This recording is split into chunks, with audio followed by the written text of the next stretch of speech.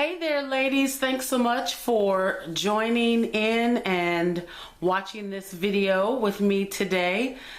And we're going to go ahead and kick off the journey to allyship with a video that hopefully will help you to truly understand what I call phase one, which is the reckoning. And so what you're looking at right now is a lovely little graph that I kind of put together after really taking some time to think about what does this reckoning look like? What is the reckoning for white people? And how do we begin to really wrap our arms around what white supremacy is, what racism is, and how do you, as a white woman, begin your own personal reckoning to begin to move into the next step, which is reconciliation. And as we go further along in this journey, we're going to be talking about that reconciliation. So here we are in phase one. We're going to be talking about your own personal reckoning. And in particular, we're going to be talking about and discussing this whole month, racism and white supremacy. So if you look at this graph, and I'm going to try to zoom in a little bit so that you can see that. So there's this theory that white folks have a hard time understanding racism and white supremacy because it's like a fish being in the fishbowl. The fish is so consumed in the water, they don't know anything but water. It's where they live and breathe and exist. And so to be outside of that fishbowl, to be outside of that water, in order to understand the perspectives of black and brown people, that means that the fish would have to leap out of the water to experience fully what black and brown people experience on a daily basis. Well, we know that that's almost impossible.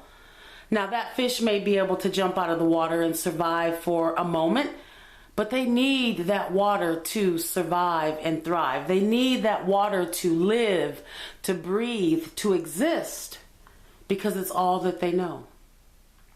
So when you look at this graph, you'll see that I shaded in some blue areas, and that is the illustration for the water. The water, the air, the element, the climate, the culture that white folks live in. That is white supremacy. Those are the norms. That is the culture. That's where the power is. And that's where the privilege is. Inside that water. Inside that fishbowl. So yes, today I am referring to you as the fish living inside of that fishbowl. And so I want to talk today a little bit about the fishbowl myth.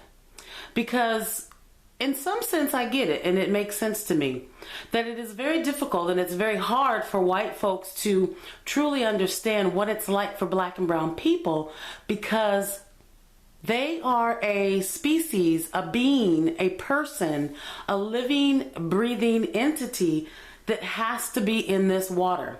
They don't know how to function without being in this water. They were born into the fishbowl. But I'm going to talk about that fishbowl a little more later. So what you see when you look at this graph, the blue shaded areas, is the water of white supremacy that most white folks live in. And if you look very closely there in the center, you'll see you right there in the center. And you'll also see some layers around yourself. We'll talk about those layers.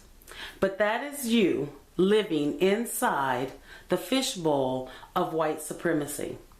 And it's complex, and it's complicated, and it's layered. But I think one of the first steps in taking the journey to allyship is being able to really peel away these layers so that you can gain a greater understanding about why it's so difficult for white folks to get it, why it's so difficult for white folks to jump outside of the fishbowl, why it's so difficult to have conversations with antagonists about racism. Because it is complicated, it is convoluted, it is this complex, almost hard to describe thing. So I hope that this diagram breaks it down for you a little bit and that you gain a better understanding of what we're talking about here. So I'll try to zoom in so that you can see some of these. So the blue shaded area is the white supremacy. It's the culture, it's the norms, it's the power, it's the privilege, and it also includes the prejudices of white supremacy that a lot of folks swim in every single day. And, you know, I'll give some folks some credit, you know. I don't believe that a lot of white people realize that they are living inside of this fishbowl. I don't believe that they realize that they are swimming in the waters of white supremacy. And so when they're confronted with racist ideas, when they're confronted as making racist comments or being or acting racist, it's hard for them to see white supremacy. It's all they know. They were born into this fishbowl. So let's begin to break down some of these layers that we're looking at here. And what we'll do is we'll break them down from the outside in, because I think that is going to help you understand what white supremacy and racism is really all about. So if we look at the first circle from the outside in, this is what we call institutionalized racism.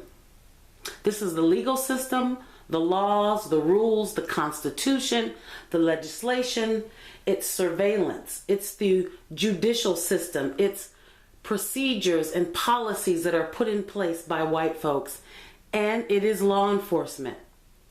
Now, I didn't name them all, but those are enough to get us started.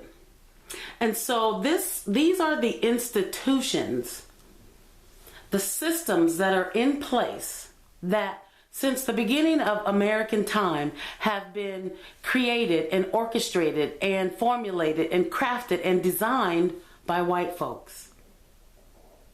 They wrote the Constitution. They put the judges in place. They created the legal system. They create the laws, the rules. The legislation is primarily built up and includes white folks. If you look behind the cameras of surveillance and who's watching who, it's white folks. If you look at the judicial system, it's primarily white folks who are handing out those sentences, who are carrying out the laws. And if we look at any big corporation, any big entity, the policies and procedures and the practices are created by white people. And so if white folks bring their water, their white supremacy, their norms, their privilege, their power, their culture, their prejudices, intentionally or unintentionally, into the system, into the laws, into the rules, into the Constitution, into the legislation, into the judicial system, and into all the policies and procedures and in law enforcement. If they bring all of that white supremacy norm, privilege, power, culture, prejudice into all of those systems, their mindset, their beliefs, their value systems, they write the laws.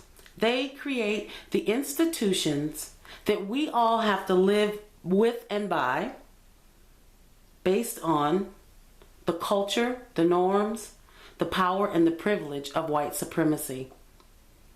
So these systems that we're looking at, such as the judicial system, it is not broken. It's perfectly designed. It is designed by white folks who used their power and their privilege and their prejudices to create systems with no regard to black and brown folk, with no regard to gay and lesbian folk, with no regard to people who are outside of the water of white supremacy. Our foundation, every fiber and every fabric and every piece of this system and of these systems that we live in the United States of America are built on white supremacy.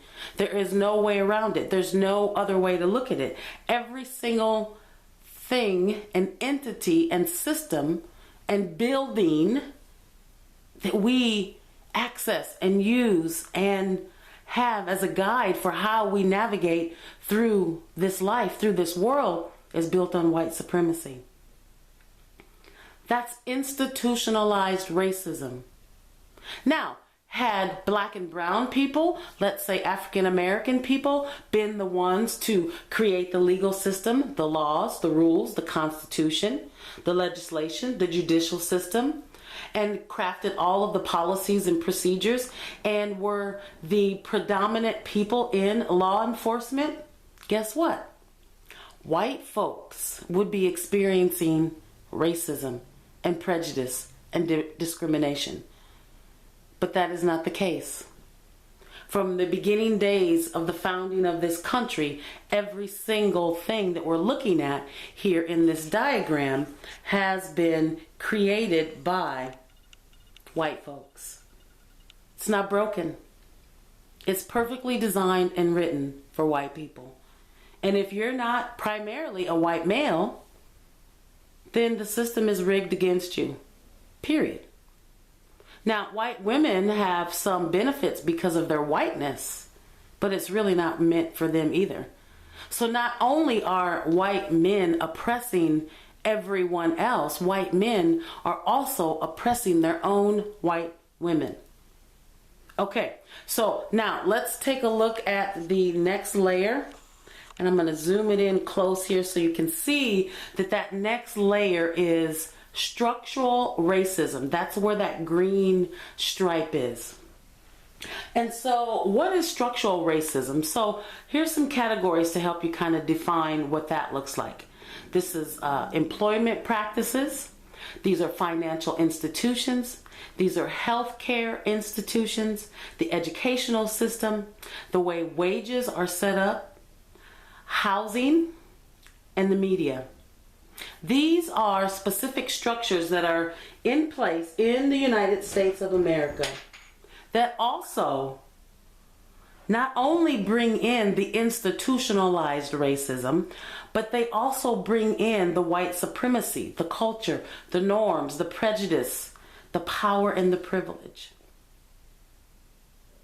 And so when we can't figure out why black folks and brown folks are having a hard time getting a job,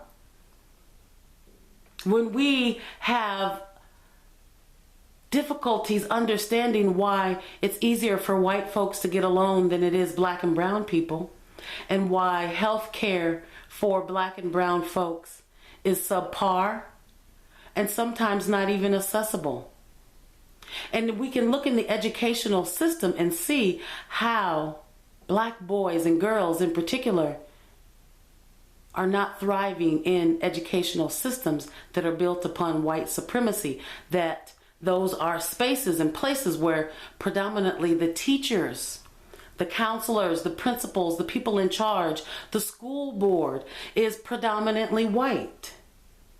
So if the people who are leading, teaching, and educating in a school system, and they bring in with them the water of white supremacy, they bring in with them the institutionalized racism, how can we expect for black and brown children to get a fair deal, a fair shake, a good education, to be understood, to not be racially assaulted in the process of trying to get an education? We cannot. Because when we look at this diagram, it spells it out. Every layer of our society is swimming in white supremacy. When we look at housing and where black and brown folks live, we look at the ghettos, we look at the practices and the policies and the procedures on how to get a loan for a home or to buy a home.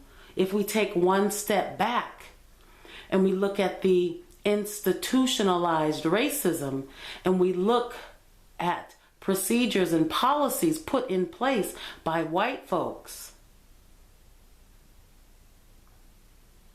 They made the rules on how to get the loan and what's required and who you need to be and what you need to do and how do you need to look.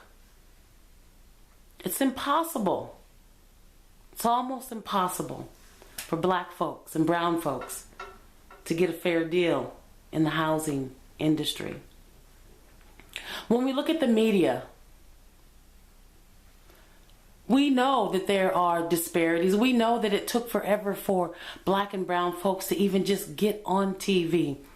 But for all the years that black and brown folks were not on TV, there were white folks on TV communicating and presenting information, false facts, lies, myths, and biases about black people, already brainwashing white folks into believing who we were. Years before we could get on television and show the world who we were and talk about who we were and share our stories and our values and our beliefs and our perspectives, there were decades where white folks had already come into the media and tainted white folks' view on who we were as black and brown people. They did that through mockery. They did that through blatant racism. They did that through no representation, through exclusion. So by the time black and brown folks were able to show up and be on TV, white folks already had a perception about who we were. And then we were given roles to play that only perpetuated those perspectives, that only perpetuated the lies, that only perpetuated the false beliefs and the myths and the stereotypes about black and brown people. And so because we wanted to get on TV and we wanted to have a shot at stardom, and because we wanted to get on TV and have our say and do our thing, we oftentimes accepted those roles that only perpetuated more racism. And some people still in 2017 take roles that perpetuate the lies, the myths, the falsehoods about black folks.